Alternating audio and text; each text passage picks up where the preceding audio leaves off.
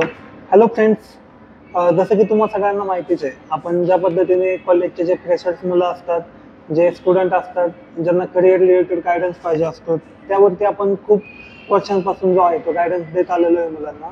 आणि असंच आपण एक लास्ट टाइम एक जे आहे ते आपण उपक्रम या ठिकाणी आयोजित केला होता, ज्यामध्ये आपण जे फ्रेशर साईडची मुलं आहेत, ज्यांना आय टीमध्ये करिअर करायचं आहे, त्या मुलांसाठी एक पूर्णपणे करिअर पाथ त्यांच्यासाठी आपण ॲड केला होता. त्याच्यामध्ये स्पेशली आपल्यासोबत जे गेस्ट होते गणेश आरगुडे सर, ते स्पेशली फ्रॉम डाटाबेस साईड, डाटाबेसमध्ये त्यांची खूप एक्सपर्टीज होती. ऑलमोस्ट 13+ इयरचा त्यांचा एक्सपिरियन्स होता. सो त्या पद्धतीने त्यांनी आपल्याला गाईड केलं होतं, जेणेकरून मुलांना त्यांचं जे करिअर आहे ते कशा पद्धतीने ते पुढं सिलेक्ट करू शकतात किंवा डिसाईड करू शकतात कोणत्या वेने आपल्याला जायचं आहे, सो याच्यावरती आपण गाईड करतो.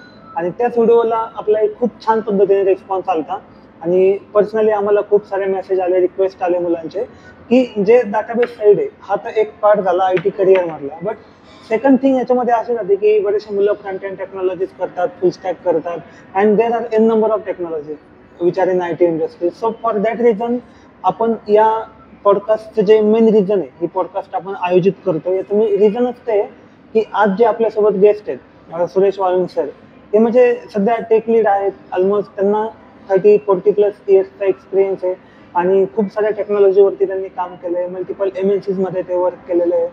How I T culture works and technology कशा स्विच होतात, टेक्नॉलॉजीनुसार प्रोजेक्ट कसे बदलतात, त्यानुसार स्टुडंटनी कसं इम्प्रूव्हमेंट केलं पाहिजे. तर त्यांचा हा जो पूर्ण एक्सपिरियन्स आहे, हा पूर्ण एक्सपिरियन्स आपण या पॉडकास्टमध्ये आता इन्व्हॉल्व करणार आहे आणि जो त्यांचा गायडन्स आहे तो आपण आपल्या मुलांना देणार आहे. So without wasting any time आपण आपल्या पॉडकास्टला सुरू करूयात आणि आय होप तुम्ही पण एन्जॉय करताल.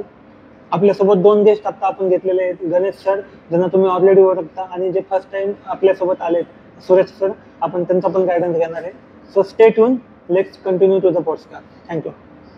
So let's continue with our podcast. We have Suresh sir and Ganesh sir here. So sir, तुमचं खूप खूप स्वागत आहे या पॉडकास्टमध्ये.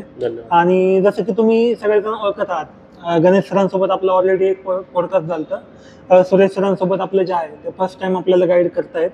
So let's continue.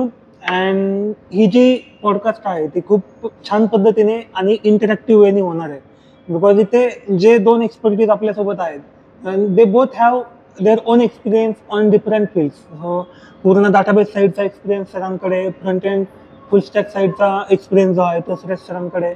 सो एक खूप इन्फॉर्मेटिव्ह जे आहे ती पॉडकास्ट या ठिकाणी होईल. So without wasting any time आता आपण आपले जे क्वेश्चन्स आहेत ते स्टार्ट करूयात. आणि जो फर्स्ट क्वेश्चन आपल्याकडे आलता म्हणजे फ्रॉम ऑल द स्टुडंट, याच्यामध्ये एक्सपिरियन्स लोक असतील, फ्रेशर्स लोक असतील सर, सो त्या पूर्ण लोकांकडून जो क्वेश्चन्स आपल्याला आलते, हे लिस्ट आपण बनवलेली आहे. सो 1 बाय 1 आपण त्याच्यावरती डिस्कस करूयात. So before starting our today's podcast, so sir एक जनरल क्वेश्चन मी तुमच्या दोघांना पण विचारतो की आतापर्यंत तुम्ही ऑलमोस्ट 15 इयर्स, 30+14 जो तुमचा एक्सपिरियन्स असेल, सो त्या एक्सपिरियन्सनुसार तुम्ही आय टीमध्ये वर्क केलेलं आहे. So what is your overall experience? तुमचा एक्सपिरियन्स कसा होता? आणि एक इन जनरल जर सांगायचं झालं विदिन शॉर्ट लाईन्समध्ये, एक आपण टेक्निकलकडे नाही जाणार लगेच, बट एक जस्ट फंक्शनल साईडने की जी तुमची कॉर्पोरेट लाईफ होती आणि जी तुमची विदाऊट जॉब ज्याला आपण लाईफ म्हणतो, कॉलेज लाईफ, सो याच्याबद्दल तुमचा काय एक्सपिरियन्स होता? बिकॉज बरेचसे मुलं आता नवीन जॉब चालू करणार आहेत किंवा ऑलरेडी जे एक्सपिरियन्स आहेत ते अजून पुढे एक्सपिरियन्स घेणार आहेत, बिकॉज 2 to 3 इयर्स एक्सपिरियन्स म्हणजे ॲज अ फ्रेशरच काउंट होतोय नॉर्मली. सो तुमचा ओव्हरऑल एक्सपिरियन्स कसा होता? बिकॉज तुम्हाला 13+ इयर एक्सपिरियन्स आहे, सो त्याच्यावरती बोला. First of all thank you all.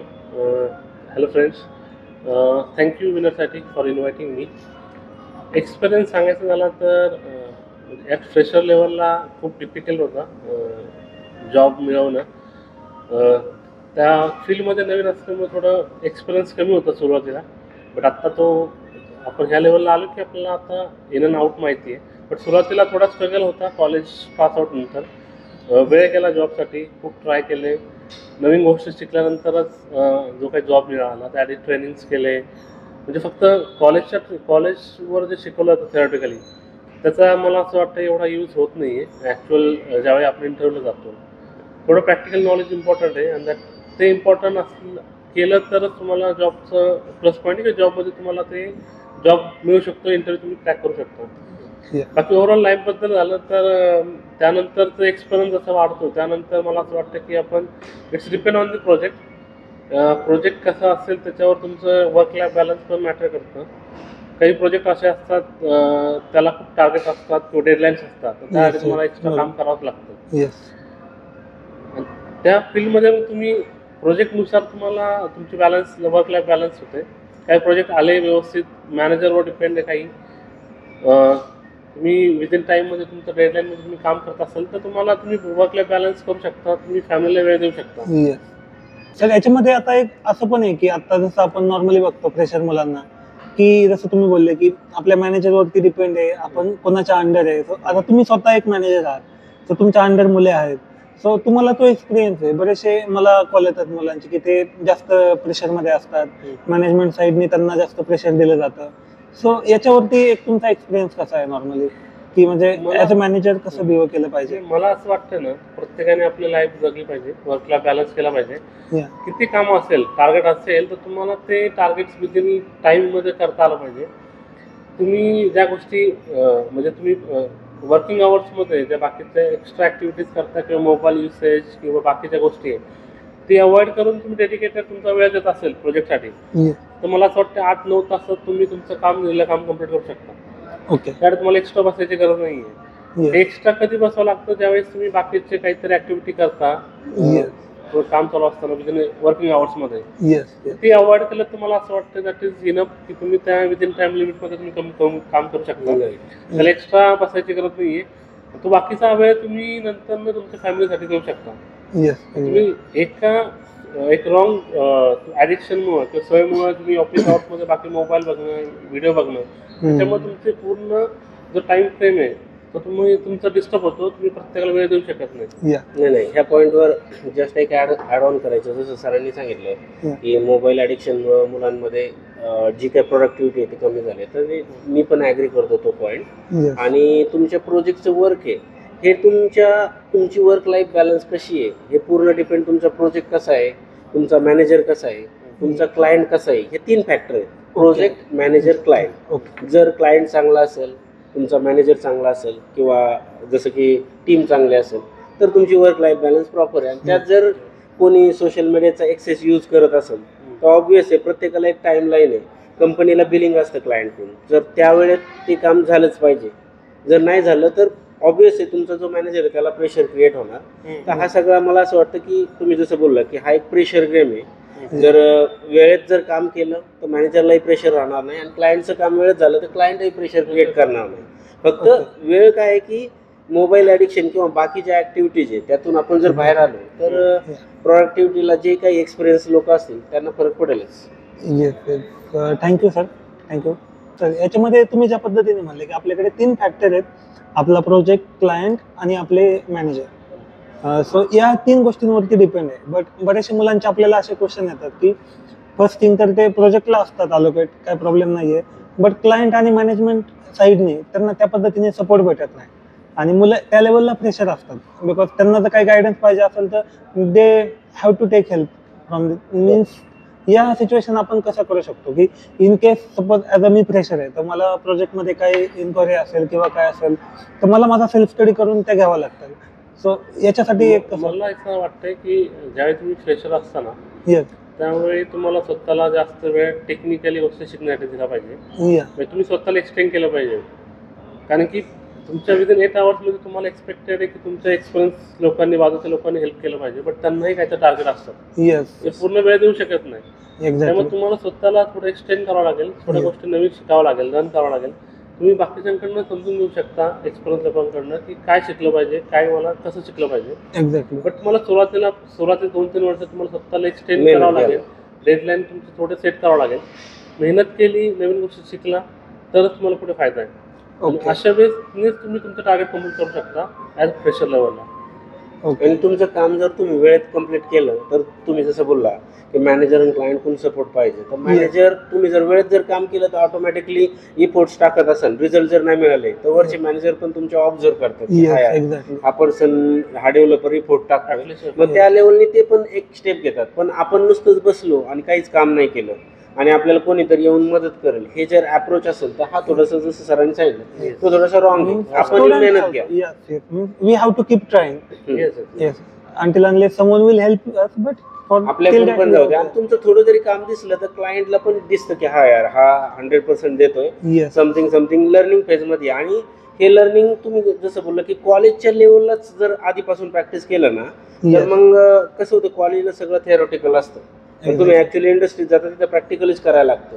मग Yes. तिथं खरा कस लागतो. इथं कॉलेजमध्ये एवढं जास्त कोण प्रॅक्टिकल करत नाही. त्याला एन नंबर ऑफ रिझन्स आहेत. नॉट कॉलेज, मुलांनी स्वतः एक्झाम पुरता अभ्यास करतात, तेवढेच प्रोग्राम करतात, त्यामुळे लॉजिकली जी डेव्हलपमेंट आहे ती झालेली नसते त्यांची, असे माझं मत आहे. येस.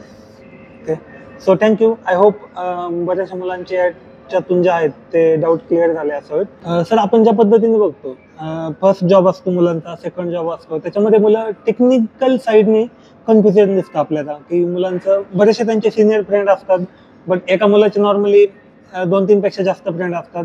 एक जण त्याला सांगतो हे टेक्निकल कर, एक सांगतो फ्रंट एंड कर, एक सांगतो बॅक एंड कर, ही प्रोग्रामिंग लँग्वेज कर, ते कर. But as a main student consider करून जर त्याला सांगायचं झालं की आपण स्वतः कसं ठरवू शकतो की आपण कोणत्या टेक्नॉलॉजी शिकलं पाहिजे, किंवा आता करंटली कोणत्या टेक्नॉलॉजीला फ्युचरमध्ये स्कोप येऊ शकतो, की आता ऑलरेडी तुम्ही जे तुमच्या एक्सपिरियन्समध्ये ज्या टेक्नॉलॉजी यूज केल्यात last 10 years ago, 15 years ago, त्या टेक्नॉलॉजी आणि आत्ताच्या टेक्नॉलॉजी यातला फरक तुम्हाला जाणवतो. तर हा जो इन्फॉर्मेशनचा सोर्स आहे टेक्नॉलॉजीचा, हा तुम्ही मुलांपर्यंत कसा पोहोचवू इच्छिता, की मुलांनी कसं त्याला केलं पाहिजे? मला असं वाटतं की ज्यावेळी तुम्ही कॉलेजमध्ये असता ना, कॉलेज पास आउट होता, तुम्ही जॉब शोधता, त्यावेळी तिथे कन्सिडर नाही आला पाहिजे की तुम्हाला फ्रंट एंडला काम करायचं का बॅक एंडला काम करायचं. तुम्हाला सुरुवातीला एक्सपिरियन्स इम्पॉर्टंट आहे. तर तुम्हाला, मला असं वाटतं की तुम्ही कंपनी जॉईन करणं हे इम्पॉर्टंट आहे सुरुवातीला. तुम्ही 1 वर्ष 2 वर्ष काम केल्यानंतर कंपनीमध्ये तुम्ही जॉईन करताना तुम्हाला रेस्ट्रिक्शन नसतात की तुम्ही फ्रंट एंड करायचं किंवा बॅक एंड करायचं. जे काम येईल ते तुम्ही सगळं काम केलं पाहिजे, मला असं म्हणायचं. येस. ओके. ते काम करताना तुम्हाला ठरवायचं की तुम्ही कशामध्ये इंटरेस्टेड असतो, ते तुम्हाला काय जास्त आवडतंय. येस. तुम्हाला असं वाटलं की मी I am good in database side, की त्याच्यात तुम्हाला ते काम करायला इंटरेस्टेड आहे, तर मला असं वाटतं त्या 1-2 वर्षानंतर तुम्ही डिसाईड करू शकता की मला आता माझी स्ट्रीमलाईन कुठे गेलं पाहिजे मी. येस. तुम्ही नेक्स्ट टाइम ज्यावेळेस इंटरव्ह्यूला देता किंवा नवीन कंपनी चेंज करताना तुम्ही ह्या डोमेनने गेलं पाहिजे की मला हे टेक्नॉलॉजीवर आता जॉब बघायचा आणि मला याच्यात इंटरेस्टेड आहे, तर ते फर्स्ट फायनल केलं पाहिजे. ओके. अजून एक नवीन टेक्नॉलॉजी सांगेल तर नवीन टेक्नॉलॉजी म्हणजे एव्हरी 6 मंथला नवीन काही ना काही ॲड होत राहतात. Yes, exactly. तर आमच्या वेळी ज्यावेळी .NET जावा असायचं, पण आता एवढं टेक्नॉलॉजी चालेल स्क्रिप्टिंगमध्ये की ते खूप वास्ट आहे. रिॲक्ट झालं, अँग्युलर, नोड वगैरे JS. तर मला असं वाटतं आता ते मार्केटमध्ये आहे ना, तर ते शिकलं पाहिजे. प्लस आता सुरुवातीला आपण सर्व्हर यूज करायचो, ऑन प्रिमाइस सर्व्हर असायचे, पण आता सगळं क्लाउडवरती गेलं आहे. तर मला असं वाटतं की क्लाउडचं पण थोडं बेसिक नॉलेज घेतलं पाहिजे. जसं Azure क्लाउड आहे, AWS आहे, Google क्लाउड आहे, तर थोडं ते अंडरस्टँड केलं पाहिजे. नवीन डेव्हऑप्स कन्सेप्ट आली की डेव्हऑप्स कशासाठी तुम्ही प्रोजेक्ट मॅनेज करण्यासाठी तुम्ही डेव्हऑप्स यूज करू शकता, पाईपलाईन्स रिलीज मॅनेजमेंटसाठी तुम्ही डेव्हऑप्स यूज करू शकता. ह्या गोष्टी तुम्हाला आता शिकलं तर पुढे खूप फायदा आहे ह्या लेवलला. येस. येस. तर क्लाउड डेव्हऑप्स म्हणेल मी, आणि JS मध्ये तुम्ही नोड JS, रिॲक्ट, तुम्हाला जे आवडेल ते फ्रंट एंडला मी ॲटलीस्ट सांगू शकतो की ह्या गोष्टी नवीन शिकल्या तर बेटर राहील. ॲडिशनली आता पायथॉन ऑन डिमांड आहे, exactly. Scripting language again. But त्याचा फायदा हा आहे की नवीन टेक्नॉलॉजी असल्यामुळे तुम्ही लर्न लवकर करू शकता, आणि इन्फॉर्मेशन सोर्स भरपूर आहेत आपल्याला. इन्फॉर्मेशन सोर्स भरपूर आहे, आणि नवीन कंपनी पण आता आजकाल नवीन टेक्नॉलॉजीवर प्रोजेक्ट्स घेतात.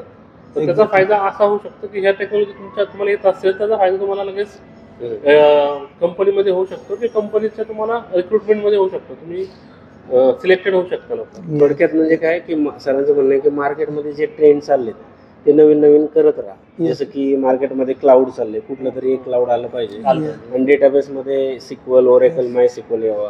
Same thing apply for you also. आणि डेटा व्हिज्युअलायझेशन साईडने पॉवर BI, टॅब्लू किंवा क्लिकव्ह्यू, तर हे आलं पाहिजे. एक्झॅक्टली. सो इन शॉर्ट जर कन्क्लूड करायचं झालं, जसं आपल्या सरांनी सांगितलं आपल्याला, तर फर्स्ट जी स्टार्टिंगची कंपनी असेल त्याच्यामध्ये एंट्री लेवलला जाणं गरजेचं आहे, आणि त्या कंपनीमध्ये काम करता करता आपल्याला स्वतःला ठरवायचं आहे की तुम्हाला इंटरेस्ट कोणतं काम करण्यामध्ये आहे, आणि मग त्या कामा थ्रू तुम्हाला सेकंड कंपनी स्विच करून पुढे तुमचा करिअर पाथ जो आहे तो. सो अशा पद्धतीनं जे आहे ते कन्क्लूड करू शकतो आपण. बट सर, याच्यामध्ये एक क्वेश्चन असं पण होतं माझा, बरेचसे माझे फ्रेंड आहेत इव्हन, आणि त्या फ्रेंड्सचे म्हणजे भरपूर मला कॉल असतात, किंवा आता तुम्हाला तर माझी जर्नी माहितीच आहे, बिकॉज मी पण स्टार्टिंगपासून सरांकडेच होतो. सो बेसिकली ना, मुलांचं टेक्निकल खूप स्ट्रॉंग असतं, everything they knows about technical. जसं तुम्ही बोलले, कोणाला फ्रंट एंड पूर्ण येतं, डाटाबेस साईडने येतं, कोणाला पॉवर बी आय पूर्ण येतं, but still they are not able to get the job. कुठेतरी त्यांचा इंटरव्ह्यू रिजेक्ट होतो किंवा काहीतरी इश्यू येतात. टेक्निकल साईडने तुम्ही त्यांना काही विचारलं तरी ते सांगतात. सो अशा वेळेस काय केलं, म्हणजे मिस्टेक नक्की कुठं होती याच्यावरती काय सांगताल? मला वाटतं की तुम्हाला टेक्निकल नॉलेज आहात, बट तुम्ही स्वतःला प्रेझेंट करू शकत नाही किंवा कम्युनिकेट करत नसेल, तर तुम्हाला त्या स्किलसाठी तुम्हाला इम्प्रूव्ह करण्याची गरज आहे. तुम्हाला कम्युनिकेशन स्किल आणि प्रेझेंटेशन स्किल आलं पाहिजे. तर तुम्ही टेक्निकल आहात, बट तुम्ही एक्सप्लेन करू शकत नसेल तर समोरच्याला इंटरव्ह्यू जो घेतो त्याला कळणार नाही. त्यामुळे ह्या दोन गोष्टी मला असं वाटतं तुम्ही लर्न केला तर तुम्ही स्वतःला एक्सप्लेन करू शकता टेक्निकली. येस, त्या व्यतिरिक्त मी सांगेल की अजून एक गरज आहे कॉन्फिडन्स. म्हणजे काही लोकांना टेक्निकली खूप येतं, पण त्यांच्यामध्ये इंटरव्ह्यू हे करायचं, ब्रेक करायचा कॉन्फिडन्स नसतो. का कॉन्फिडन्स येत नाही? एक तर मग कम्युनिकेशन वीक असतं. तुमचं कम्युनिकेशन वीक आहे, त्यामुळे जर कॉन्फिडन्स डाऊन होत असेल तर कम्युनिकेशनवर जास्तीत जास्त मेहनत घेतली पाहिजे, तरच होईल. ह्या दोन, माझं तर मत आहे, कॉन्फिडन्स आणि कम्युनिकेशन हे दोन बॅरियर्स आहेत, जे की एक्सपिरियन्स लोक मी पण बघितले 4-5 वर्षवाले, की ज्यांचा जॉब लॉस झाला आणि परत जॉब मिळवायचा आहे तर त्यांनी 5 वर्ष कधी इंटरव्ह्यू दिलेला नसतो.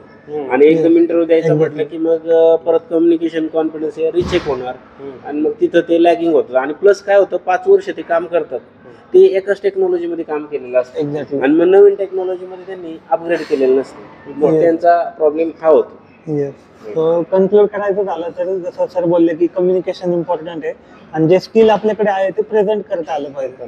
तर हे इन जनरल आता मी पण माझ्या लाईफमध्ये ऑब्झर्व केलं किंवा माझे फ्रेंड्स पण मला सांगतात की ज्यावेळेस आपल्या टीमच्या रिव्ह्यू मिटिंग होतात कॉर्पोरेटमध्ये किंवा टेक्निकल साईडने आपण प्रेझेंटेशन देतो, काही लोक खूप काम करतात, बट काम केलं हे सांगण्यासाठी 1 मिनिट घेतात की सर माझं झालं.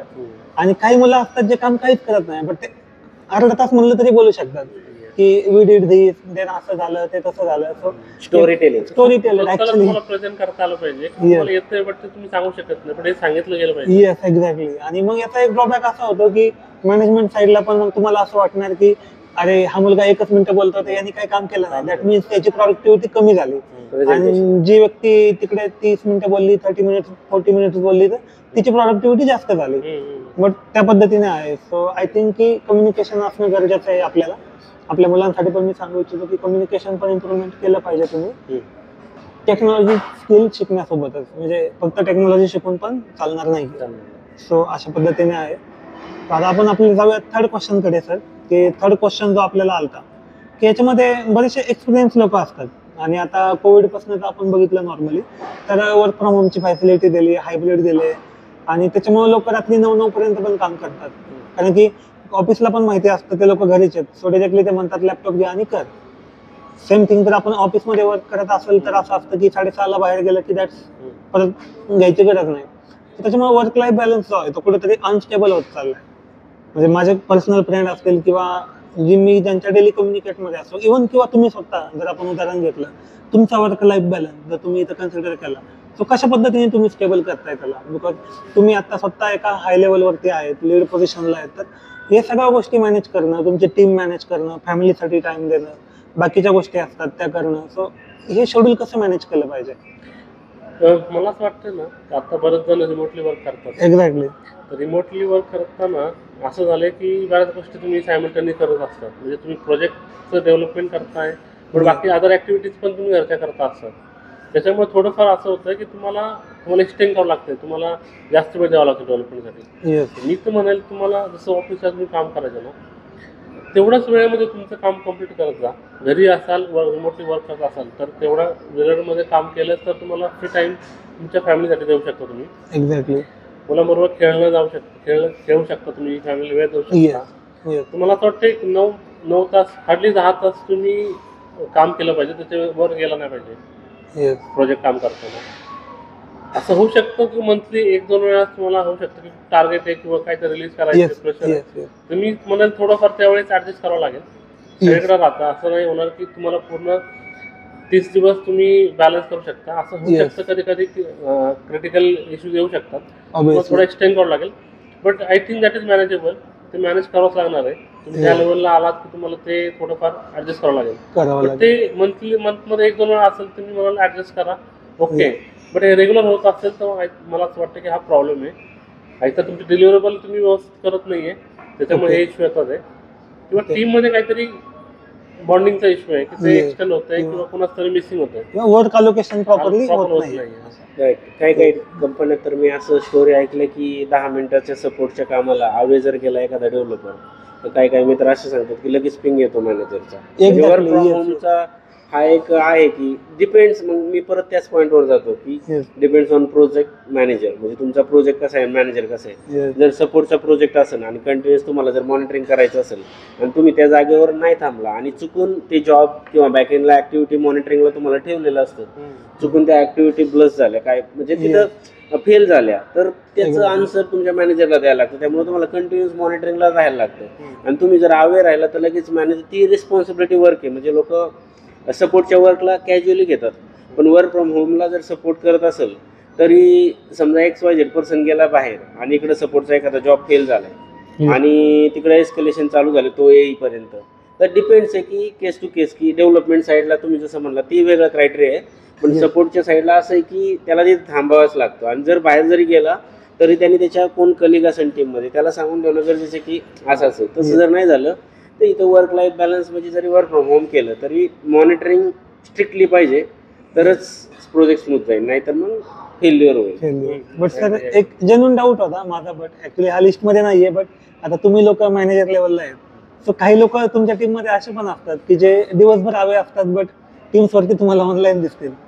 सो काइंड ऑफ त्या पद्धतीने पण मुलं करतात. ट्रॅक कसं करायचं? Yes track. तर तुम्ही ऍज अ मॅनेजमेंट लेवल ते कसं मॅनेज करणार? बिकॉज सपोज इन केस मी ऍज अ डेव्हलपर आहे, सो मी वर्क फ्रॉम होम आहे, सो ऍक्च्युअली मी वर्क फ्रॉम होम नाहीच आहे, मी बाहेर फिरतोय.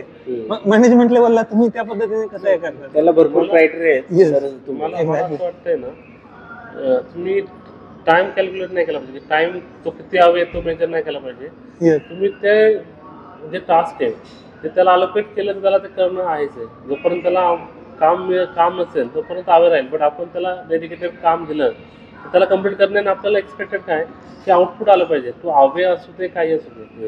एक्झॅक्टली. तुमच्याकडनं काम होत असेल तर मला I don't have any issues, मला काही इश्यू नाही आहे. Okay. As a management level measurement मी असं करेल की मला 4 टास्क तुला दिले आहे सकाळी, Yes. मला संध्याकाळपर्यंत कम्प्लीट पाहिजे. तू कसं करतोस ते कर, बट येस.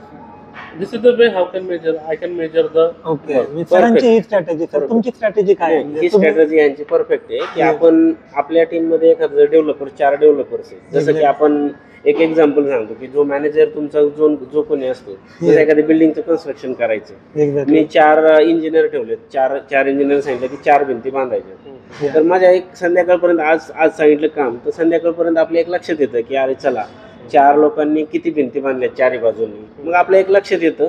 आपण टाइम तर बघायचंच नाही, मायक्रो मॅनेजमेंट करायचं नाही. जसं सर म्हटले की आपण कंटिन्युअस टाइम मॉनिटरिंग नाही, आपल्याला काम पाहिजे, तू किती वेळेत कर कसंही कर, पण संध्याकाळपर्यंत एक अंदाज येतो.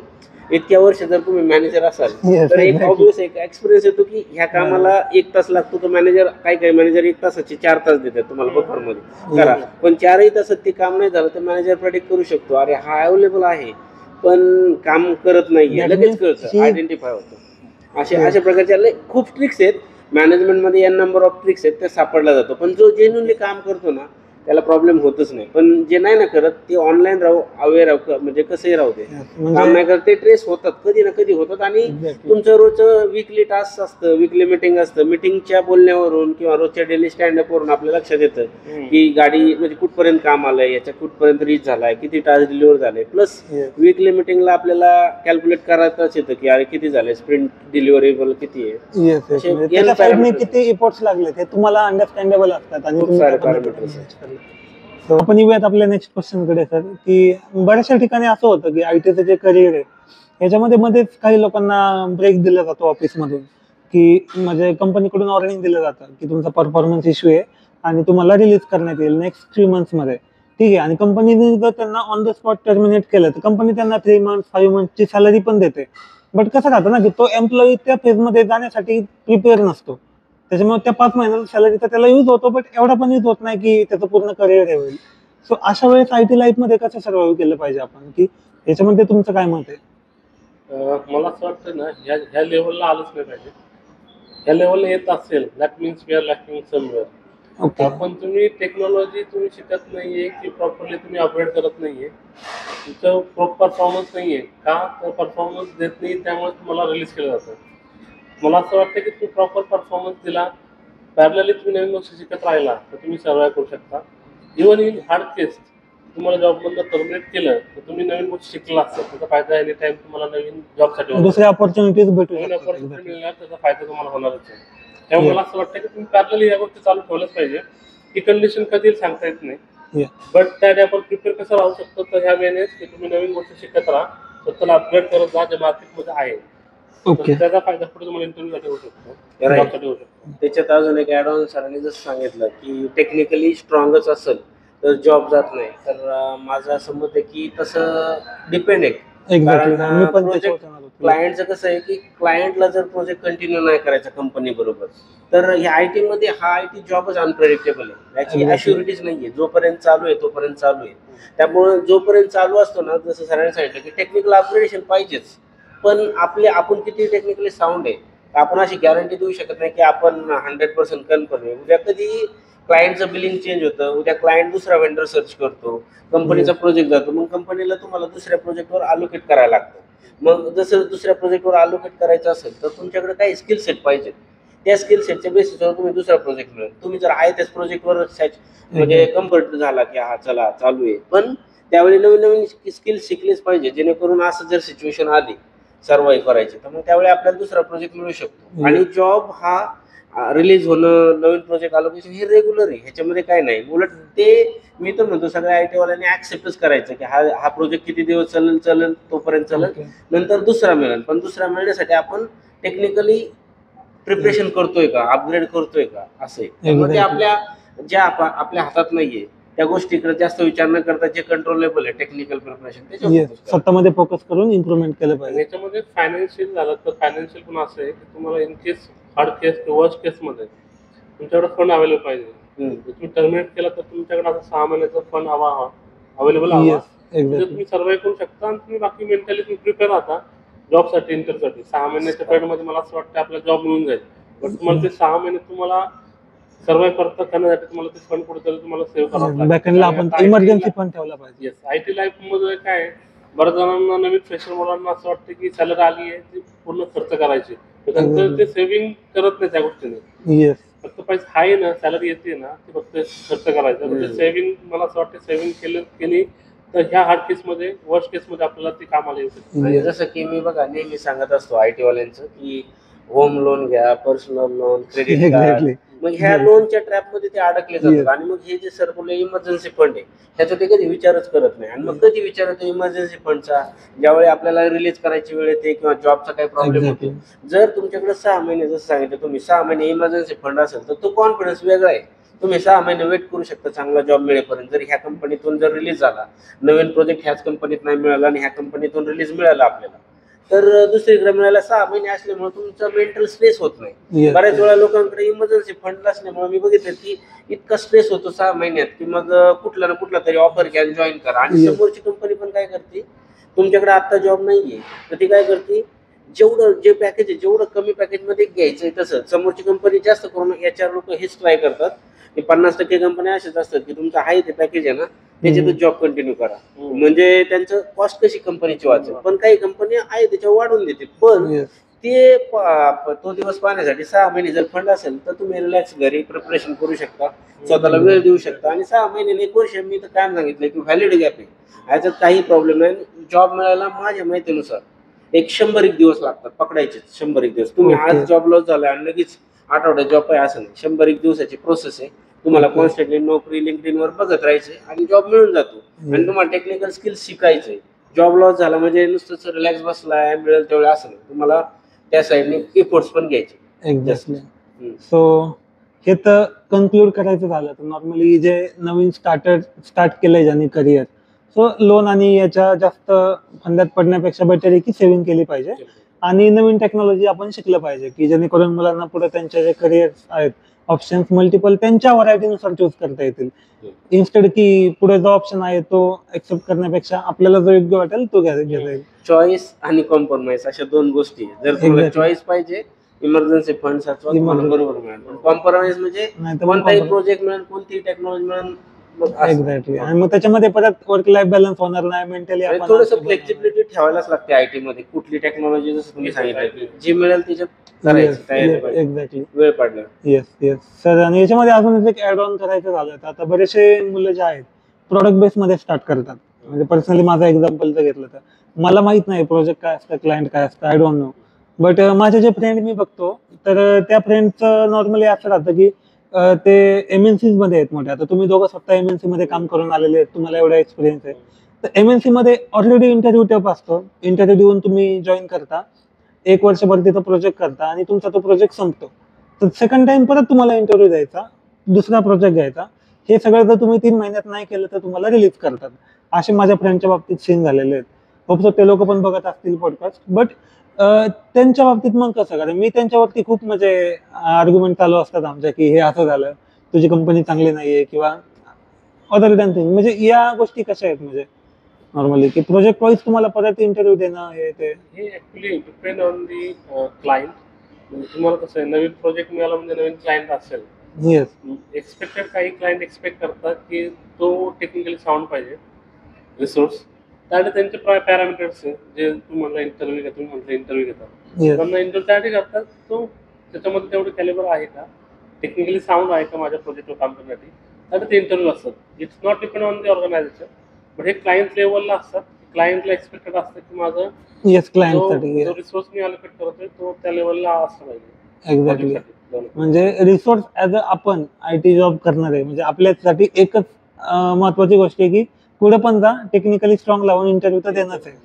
Depend 3 आहे. महिने म्हणजे खूप मोठा ड्युरेशन आहे. त्या Yes, ड्युरेशन exactly. मध्ये एखादी टेक्नॉलॉजी जर जॉब मिळत नसेल ना आपल्या, तर नवीन काहीतरी स्वतः काहीतरी इम्प्रुव्हमेंट करत राहणं गरजेचं आहे. करत किंवा राहणं इंटरव्ह्यूचा गरजेचं आहे. फीडबॅक घ्या. Suppose exactly. इंटरनल इंटरव्ह्यू घेतला तर त्या मॅनेजरला विचारा की काय मिस्टेक झाल्या. पुढचा Exactly. इंटरव्ह्यू देताना ते नोट डाऊन करा आणि इम्प्रूव्ह करून जा. तुम्ही नुसतेच इंटरव्ह्यू देताय आणि मग Exactly. तुम्हाला समजत नाही नक्की काय होतंय. मग असे वर्ष जरी केलं तरी मग फीडबॅक घेतलं पाहिजे आणि त्यानुसार काम केलं पाहिजे. बऱ्याच ठिकाणी इंटरव्ह्यू जरी बाहेरच्या कंपनीला दिलं तर याच्यावरून थोडंसं फीडबॅक मिळवायचा प्रयत्न करा की बाबा काय नाही झालं, काय प्रॉब्लेम आला, कुठं लॅगिंग आहे, मी कम्युनिकेशनला लॅगिंग आहे का टेक्निकलला लॅगिंग आहे, Yes. असं करणं गरजेचं आहे. फीडबॅक इंटरनल जॉब पोस्टिंग असतात ना, त्याच्यामध्ये हे कन्सिडर आहे की तुम्हाला म्हणजे डिपेंड क्लायंटवरती की तुम्हाला ते इंटरव्ह्यू घेतात किंवा काही क्लायंटला एक्सपेक्टेड नाही, बट काही असतात ते इंटरव्ह्यू घेतात.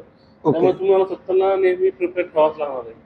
ओके. असं नाही की तुम्ही आता जॉब लागला, कंपनीत लागला तर मला 2 वर्ष 4 वर्ष बघायचं ना, असं नाही. ओके. प्रोजेक्ट रिलीज झाला, प्रोजेक्ट रिलीज झाला, प्रोजेक्ट डिलिव्हर झाला, तर मग नवीन प्रोजेक्टसाठी परत तुम्हाला ह्या गोष्टी कराव्या लागतात. Obvious. काही क्लायंटला एक्सपेक्टेड आहे की तुम्हाला ते टेक्निकल साऊंड पाहिजे, तुम्हाला ते नेहमी तयारच पाहिजे. येस. सो कन्क्लूड करायचं झालं तर येस, कीप लर्निंग आणि कीप लर्निंग, दुसरा काय ऑप्शन नाहीच आहे. Improve yourself. इम्प्रूव्ह युअरसेल्फ म्हणू शकता. सो त्या पद्धतीने आहे.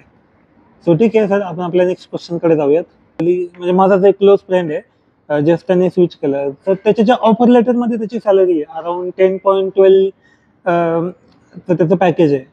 बट मग तो ज्यावेळेस 1-2 महिन्यानंतर आम्ही भेटलो तर त्याची जी इन हँड सॅलरी येते त्याच्या अकाउंटमध्ये, सो ती त्या 10.12 LPA मानाने त्याला कुठेतरी रिलेटेबल नाही वाटत आहे. नक्की एक्झॅक्टली डिफरन्स काय होतं सर, की ऍक्च्युअल तुमचा CTC आणि तुमची ही जी टेक होम सॅलरी आहे याच्यामध्ये नक्की म्हणजे कसं डिफरन्शिएट आहे? हां, मला असं वाटतं ना, हे CTC समजून घेतलं पाहिजे. CTC means what, cost to company. त्याच्यामध्ये खूप पॅरामीटर्स असतात, खूप व्हेरिएबल्स असतात. म्हणजे तुम्हाला व्हेरिएबल्स ॲन्युअली असतात. इट्स नॉट पॉसिबल, म्हणजे इट्स असं नसेल की ते मिळणारच आहे. कधी कधी ते तुम्हाला ॲज पर द प्रोजेक्ट किंवा तुमचं डिलिव्हरेबल किंवा तुमच्या प्रॉफिटमध्ये मार्जिनमध्ये तो डिपेंड राहतं. त्यामुळे ह्या गोष्टी CTCमध्ये तुमचा PF येतो, व्हेरिएबल्स येतात, टॅक्स येतो, असे बरेच पॅरामीटर्स आहे की ज्या तुमच्या CTCमध्ये इन्क्लूड असतात. तर ते ॲक्च्युली आपण ऑफर लेटरमध्ये बघायची गरज आहे. ओके. त्या व्हेरिएबल्स तुम्हाला 10 लाख LPA आहे, बट व्हेरिएबल्स 2 लाख असेल, that means you are taking low salary at home. हे तुम्ही चेक नाही केलं ऑफर लेटरमध्ये. ओके. हे इम्पॉर्टंट गोष्ट आहे की तुम्ही ज्यावेळेस ऑफर लेटर येताना तुम्हाला ह्या गोष्टी बघायला लागणार आहेत. तुम्हाला याच्यातले किती व्हेरिएबल्स आहे, किती फिक्स सॅलरी आहे, किती डिडक्टेबल आहे. ओके. तर निगोशिएशन करताना मी म्हणाल की ज्यावेळी तुम्ही माझा नेक्स्ट क्वेश्चन तोच होता तुम्हाला, की आता ज्यावेळेस आपण सीटीसी घेतो त्याने 10.12चा सी तो जो पॅकेज आहे तो घेतला, तर मग त्याला तर व्हेरिएबल या कन्सेप्ट आता माहित नाही, बट ऑब्विस आता पॉडकास्ट नंतर त्याला माहिती होतील इनकेस जे आपले नवीन स्टुडंट आहेत ते बघतील. सो मग याच्यावरती निगोशिएट कसं करणार आपण याच्यातनं ते व्हेरिएबल त्याचा तो डिटेक्ट करतोय त्याच्या कंपनीसाठी, याच्यावरती कसं आपण निगोशिएट करू शकतो? निगोशिएट करणं हाच ऑप्शन आहे की जसं तुम्ही ज्यावेळी ऑफर लेटर तुम्हाला रिलीज होतं कंपनीकडे, त्यावेळी तुम्हाला ते ऑफर लेटर पूर्ण रीड करायचं आहे, अंडरस्टँड करायचं आहे की त्यात तुम्हाला टेक ऑफ सॅलरी किती मिळणार आहे, जे व्हेरिएबल्स आहे जे टॅक्सेस आहे त्याचं मायनस करून तुम्हाला किती मिळणार आहे हे तुम्हाला स्पष्ट समजलं पाहिजे. अकॉर्डिंगली तुमचा डिसिजन आहे की तुम्हाला at least I am expecting this much in at home, तर तुम्हाला त्या लेवलला येण्यासाठी तुम्हाला एवढं अजून प्रॅक्टिस थोडं वाढवलं पाहिजे की एवढे तुम्हाला अजून एक्सपेक्टेड आहे. तर हे तुम्ही याच्यावर निगोशिएट करू शकता की मला अजून एवढे मी एक्सपेक्टेड आहे की I will get this much at home, मला एक्सपेक्टेड आहे. व्हेरिएबल्स मला नसेल तर चालेल, असं पण आपण करू शकतो की मला व्हेरिएबल्स कमी करा but I want fix salary at this. Okay, हे असं निगोशिएट तुम्ही करू शकता. Yes. Okay, so I hope की बऱ्याचशा मुलांच्या या ठिकाणी डाऊट्स क्लिअर झाले असतील. आणि अजून एक सर क्वेश्चन होता असा आपल्यामध्ये आलेला की इन केस सपोज मी आता एक जॉब करतोय, actually this is my first job for example, आणि मला फर्स्ट जॉबमध्ये XYZ सॅलरी आहे माझी 5 लाख 6 लाख जे काही सॅलरी आहे, आणि ज्यावेळेस मी सेकंड कंपनीचा इंटरव्ह्यू देतोय तर पुढून मला असं विचारण्यात येतं की तुमची आधीची सॅलरी किती होती, त्याच्या बेसिसवरती मी तुम्हाला इन्क्रीमेंट देतो. Yes. तर मला माझ्या काही मित्रांनी एक असं सजेशन विचारलं की why I disclose my salary. मी त्यांना असं बोलू शकतो का की I can tell you my salary, you can जज me based on my interview, my technical skill, and on basis of that you offer me the amount, instead of की माझी जी आधीची, बिकॉज कधी काय होतं माझं पॅकेज 1.8 पण असू शकतं, मला 10,000 रुपये महिना भेटतोय, बट माझं टेक्निकल स्किल मी 2 वर्षात इम्प्रूव्ह केलं, आता मला पॅकेज 5 LPAचं पाहिजे. तर मग आता डिरेक्टली 1.8 वर नाही 5 ला देणार नाही कोणच, एवढी तर इन्क्रीमेंट कोण देत नाही. बट मी असं म्हणू शकतो का की माझी 1.8 जे पॅकेज आहे याच्याशी तुमचा काही संबंध नाहीये, तुम्ही डिरेक्टली मला जज करा आता फेस टू फेस इंटरव्ह्यू वरती, आणि on that capability you can offer me the package. असं होऊ शकतं का? नाही, होऊ शकतं ना असं ना. हे ऍक्च्युली हे काही स्टँडर्ड्स आहे, IT स्टँडर्ड्स आहे, कंपनी स्टँडर्ड्स आहे. ओके काही कंपनी फॉलो करतात, काही करत नसेल.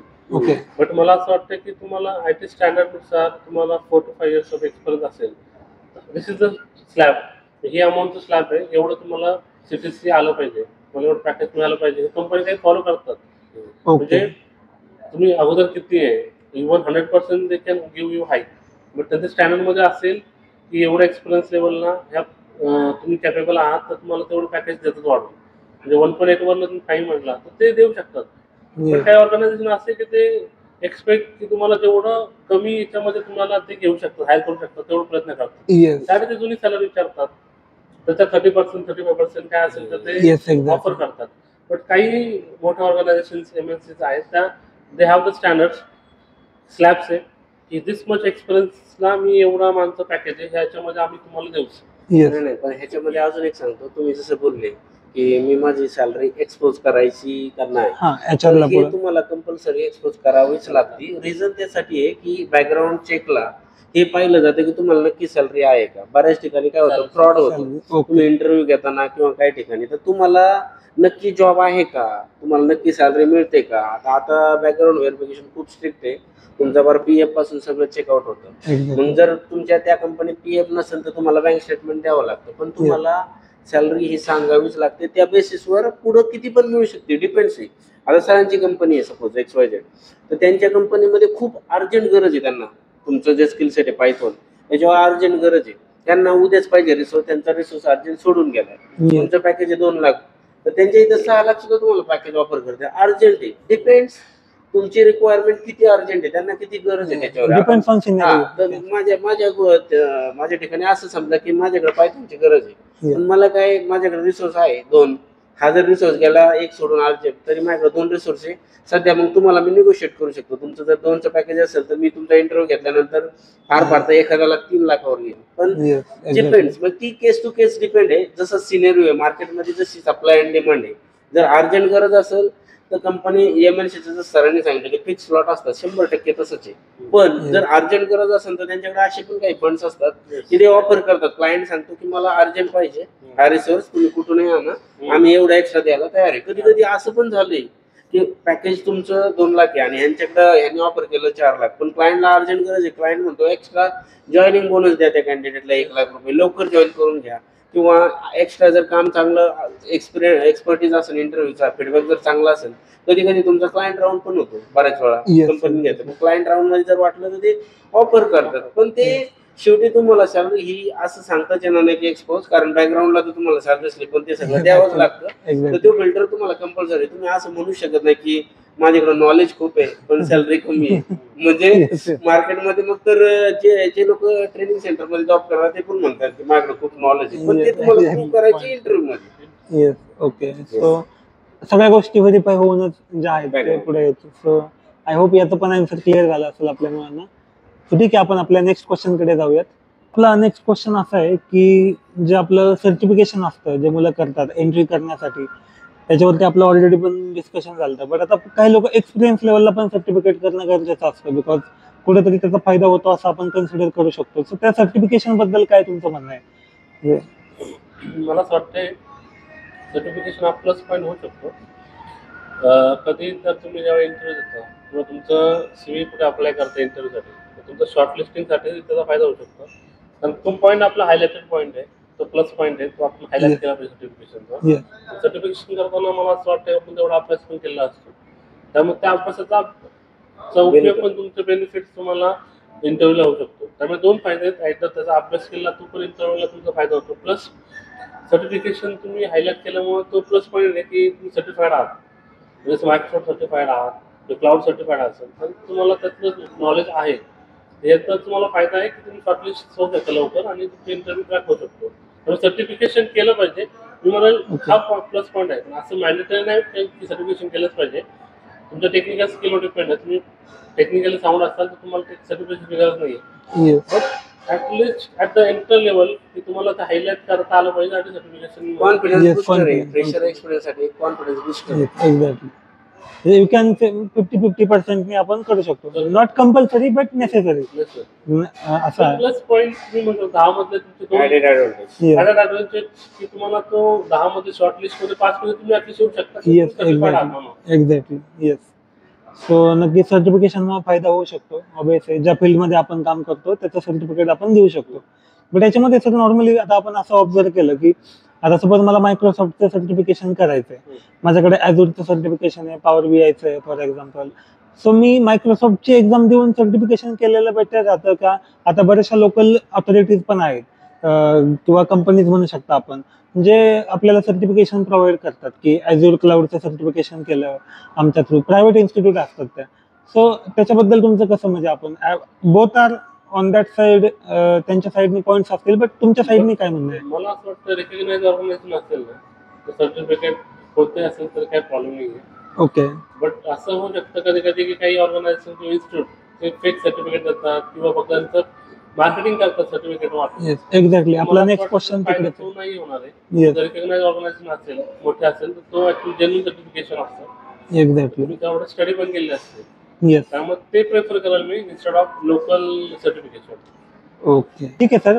सो नेक्स्ट क्वेश्चन, जसं तुम्ही आता बोलले की फेक सर्टिफिकेट देतात आपल्याला, ते आपण मुलं लावतात, त्याच्यात अनुसरून एक क्वेश्चन असा पण येतो की ज्यावेळेस जॉब स्विच करतो आपण, आता फॉर एक्झाम्पल मला पर्सनली 3 वर्षाचा एक्सपिरियन्स आहे, 4 वर्षाचा आहे, आणि कुठेतरी ओपनिंग आहे 7 वर्षासाठी, 8 वर्षासाठी, तर मी कुठेतरी 2-3 वर्षाचा फेक एक्सपिरियन्स लावतो आणि ऍक्च्युअल मार्केटमध्ये प्रोव्हाइड करतात लोक, म्हणजे सर्टिफिकेशन जे आहे ते फेक, आणि मग मी ते 2-3 इयर्सचा एक्सपिरियन्स लावणार कॉर्पोरेटचा, आणि माझी सॅलरी स्लिप पण ते मला बनवून देणार, आणि मी ते तुमच्याकडे इंटरव्ह्यूला येणार, आणि मी सिलेक्ट पण होतो, जॉबला पण जातो.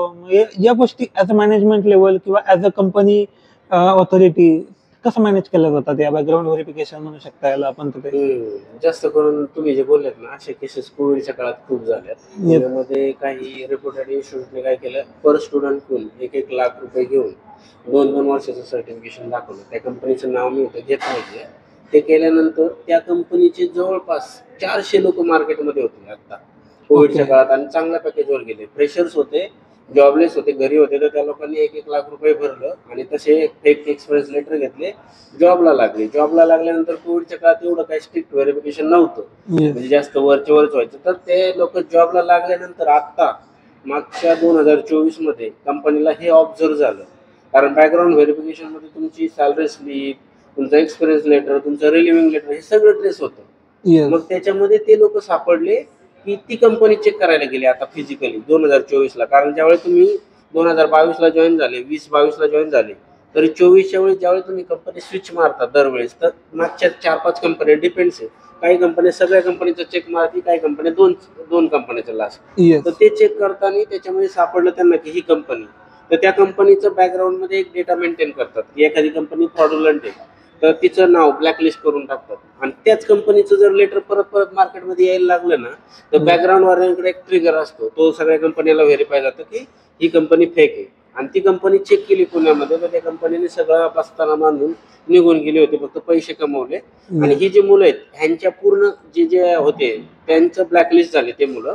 तर त्या Okay. मुलांना जॉब मिळायला पण आता अडचण येते. तर माझं मत काय आहे Yeah. की आता तर एवढं स्ट्रिक्ट आहे की पार तुमच्या सगळं बॅकग्राऊंड व्हेरिफिकेशन ज्यावेळी तुमचं सिलेक्शन होतं, काही कंपन्या आधीच करायला सुरुवात केली की तुमचं आज सिलेक्शन झालं, ऑफर दिली, जॉईनिंगच्या 2 महिने आधी असेल तर आधीपासूनच चेकिंग ट्रिगर करतात की जेणेकरून जॉईनिंगच्या वेळेस काय नको. आणि ह्याच्यामध्ये तुमचा पीएफ नंबर ट्रेस होतो. तो जो पीएफ नंबरवर कळतं की लास्ट कोणती कंपनी होती. आणि Yes. त्या कंपनीला जर पीएफ नसेल, छोटी कंपनी असेल, तर ते बँक स्टेटमेंट मागतात. पूर्ण एकदम स्ट्रिक्ट चेक आहे. त्यामुळे पहिल्यासारखे आता केसेस होणार नाही. आणि माझं मत आहे की असं जर फेक एक्सपिरियन्स देऊन जर तुम्ही जर काय करायला गेला तर तुमचं करिअरचा पण प्रॉब्लेम होईल. आणि Yes. दुसरी गोष्ट, तात्पुरत्या ह्याच्यासाठी कुठलाही शॉर्टकट नाही. आणि तुम्ही 1 लाख रुपये भरताय, ती पण खूप मोठी अमाऊंट आहे. आणि उद्या ती भरून ती गॅरंटी देत नाही ती कंपनी जर तिचं लोकेशन चेंज झालं, काय चेंज झालं, कोणी रिस्पॉन्स देत नाही बॅकग्राऊंडच्या मेलवर, म्हणजे तात्पुरते पैसे घेतात आणि पळून जातात. माझं मत आहे की तुम्ही जेन्युइनली जा. जॉब ही एक प्रोसेस आहे, जॉब सर्चिंग, त्याच्यामध्ये मिळून जाईल. तर फेकच्या नका मार्गी लागू असं माझं मत आहे. Genuine. Yes, yes. Fake certificate avoid केलं पाहिजे मी तुम्हाला.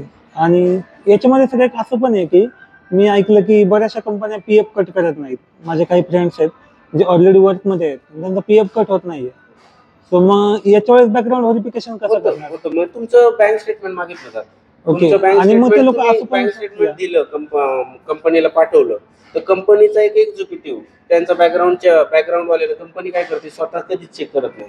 त्यांनी एक बॅकग्राऊंडची कन्सल्टन्सी असतात, कन्सल्टन्सी राहते. बॅकग्राऊंडची कन्सल्टन्सी तुमचं बँक स्टेटमेंट घेऊन तुमच्या बँकेत जाऊन आधी बँक स्टेटमेंट घेतात, तुमचे एक साईन घेतात की हे मी बॅकग्राऊंड व्हेरिफिकेशन वाला व्हेरीफाय करायला परमिशन देतो. मग ते Yes. तुमचं सेल्फ साइन ऑफ घेतला की ते बँकेत जातात आणि ते जे स्टेटमेंट आहे ते स्टेटमेंट बँकेचं मॅच होते का बघतात, ट्रान्झॅक्शन बाय ट्रान्झॅक्शन. आणि तुम्ही जर का बँक स्टेटमेंट मध्ये काही गोंधळ केला तर ते तुम्ही तिथं ट्रेस होता. आणि मग तुमचं पूर्णच म्हणजे बँक स्टेटमेंट मध्ये मॉडिफिकेशन करणं हे कायद्याने इलिगल आहे, म्हणजे हा मोठा गुन्हा आहे. त्यामुळं तिथंही ट्रॅपमध्ये होता. आणि बरेचसे असे प्रॉब्लेम आहेत. तर ज्या मित्रांना असे म्हणजे भविष्यात असे फेक एक्सपिरियन्स देऊन प्रॉब्लेम आले तर याच्या लोक स्वतः सांगतात की तुम्ही रिझाईन द्या.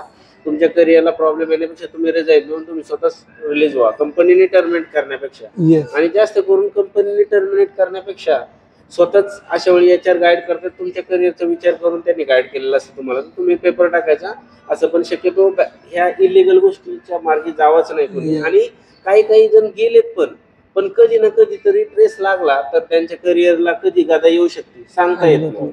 आणि याच्यामध्ये ऍड ऑन असं पण आहे की काही लोकांची सॅलरी इन कॅश होते, त्यावेळेस बँकेचं स्टेटमेंट नसतं त्यांच्याकडे. सो मग in cash salary PF cut होत नाहीये. मग हा एक्सपिरियन्स कसा बॅकग्राऊंड? कॅश वाउचर हा एक प्रकार आहे कंपनीत की तुम्हाला ही जी कॅश मिळाली ना तर कंपनी स्टॅम्पिंग पण देते की तुम्हाला एवढी कॅश दिली.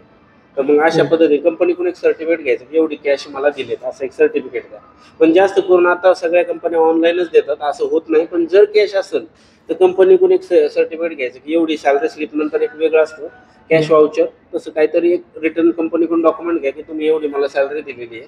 ते पण तुम्ही जेन्युइन डॉक्युमेंट म्हणून पुढे वापरू शकता, त्याला काही इश्यू नाही. बिकॉज आता आपण जे बोलतोय इथं त्या फेक कंपनी बद्दल बोलतोय जी फेक एक्सपिरियन्स देते.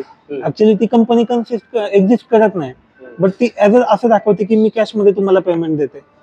मग त्या कंपनीशी आपण कसं सर्टिफिकेट मग त्या कंपनीने ते जर दिलं, जर ती जी कॅश अमाऊंट दिली तर कंपनीचं फिजिकल व्हेरिफिकेशन पण होतच.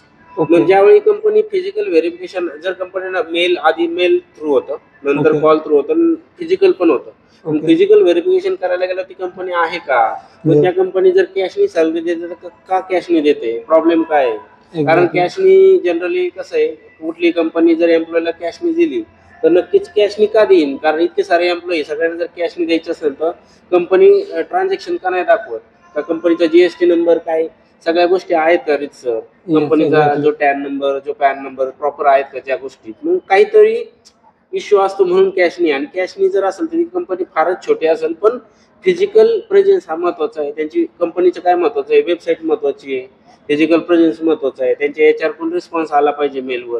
सगळ्यात महत्वाचं आहे की बॅकग्राऊंड चेकला त्या कंपनीकडून रिटर्न मेल आला पाहिजे की हा एम्प्लॉय आमच्याकडे काम करत होता, आणि कंपनीकडे एक रिटर्न रेकॉर्ड असतंच की हा एम्प्लॉय इतक्या दिवसापासून काम करतो असं. ओके, सो खूप छान इन्फॉर्मेशन होते ऍक्च्युली बॅकग्राऊंड व्हेरिफिकेशन बाबत. सो नक्कीच त्याचा हेल्प होईल आपल्या स्टुडंटला. सो आपण आपला जो नेक्स्ट क्वेश्चन आहे सर त्याच्याकडे जाऊयात. नेक्स्ट क्वेश्चन आपला असा होता की बरेचसे लोक सिन्सिअरली काम करतात, टेक्निकली ते स्ट्रॉंग असतात, त्यांचं जे वर्क अलोकेशन आहे ते त्या पद्धतीने काम करतात, बट इन केस कसं होतं ना की सिनियर सोबत थोडे वादावादी होतात, कुठेतरी रिलेशन मेंटेन नाही राहत. In case we can call it as office politics चालतं. जर रफली सांगायचं झालं तर की जो ॲक्च्युअल बंदा कॅपेबल आहे तुम्ही त्यालाच डाऊनग्रेड करतात लोक, म्हणजे जे सिनियर ऑथॉरिटी आहे किंवा कधी कधी असं होतं की तो ज्या प्रोजेक्टवरती काम करतो, जो प्रोजेक्ट त्याच्यामुळं उभा आहे, तर त्याचं आवड जो आहे म्हणजे त्याचं जे ज्याच्यामुळे तो झालाच नाही त्याला दिला जातो. सो हे सगळं कसं टॅकल केलं पाहिजे इन केस सपोज एक स्टुडंट आहे ज्याच्यासोबत ही घटना घडते की तो काम करतोय, त्याच्या कामाचं जे रिझल्ट आहे, बेनिफिट आहे ते दुसऱ्याच कोणाला तरी भेटतंय. सो त्या स्टुडंटनी कसं हे केलं पाहिजे. ऑब्व्हियसली काही स्टुडंट मेंटली स्ट्रॉंग असतात, दे कॅन मॅनेज, बट कोणी नसतं एवढं, तर त्यांच्यासाठी काय सांगताल. मला असं वाटतं ऑफिस पॉलिटिक्स ना हे सगळीकडे असतं, पण हे किती रिकरंट आहे म्हणजे सारखं नेहमी होत असेल. मला असं वाटतं मला ऑप्शन एकच आहे, एकदा तुम्ही प्रोजेक्ट चेंज करा किंवा ऑर्गनायझेशन चेंज करा. ओके. हे one time to time that is okay, but हे एव्हरी टाइम होत असेल that mean there is a problem with the senior levels and with the colleagues. Yes. मला असं वाटतं की तुम्ही नवीन प्रोजेक्टला स्विच इंटरनल जॉब पोस्टिंगसाठी अप्लाय करू शकता, ओके. किंवा तुम्ही नवीन ऑर्गनायझेशनमध्ये इंटरव्ह्यू देऊन तुम्ही सरांनी जसं सांगितलं की प्रोजेक्ट चेंज करा, मॅनेजर, ते पण बरोबर आहे, त्या दोन्ही गोष्टी आहेत. पण त्या लेवलला जाण्याच्या आधी मला असं वाटतं की त्या एम्प्लॉईनी प्रोजेक्ट शेवटी एका लेवलला जर वर्स्ट पॉलिटिक्स होत असेल कंपनीमध्ये येस. आणि आपल्याला त्याचा फारच स्ट्रेस होत असेल तर ते बरोबरच आहे. पण त्याही व्यतिरिक्त हा एक ऑब्झर्वेशन करा, मला असं वाटतं अजून काही छोटे टिप्स की प्रोजेक्ट आणि कंपनी किंवा मॅनेजर ते चेंज करण्यापेक्षा बघा की टीममध्ये तुम्ही तुमचे काही फ्रेंड्स तयार ठेवा. एक दोन टीम्समध्ये तुम्हाला टीम मॅनेजमेंट पण जमलं पाहिजे. टीमची Yes. कसं प्रत्येकाचं बिहेवियर कसं आहे, तो कसं काम करतो, तर एक दोन फ्रेंड्स तुमच्या टीममध्ये बनवा.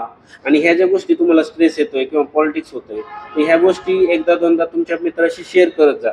बऱ्याच वेळा काय होतं की आपण त्या मनात ठेवतो आणि नंतर ओपनली बोललंच पाहिजे टीम बरोबर. Yes. आणि जमलं तर तुमच्या मॅनेजर बरोबर एक कॉल घ्या, डिस्कस करा की असं असं होतंय. 1 to 1 कॉल घ्या.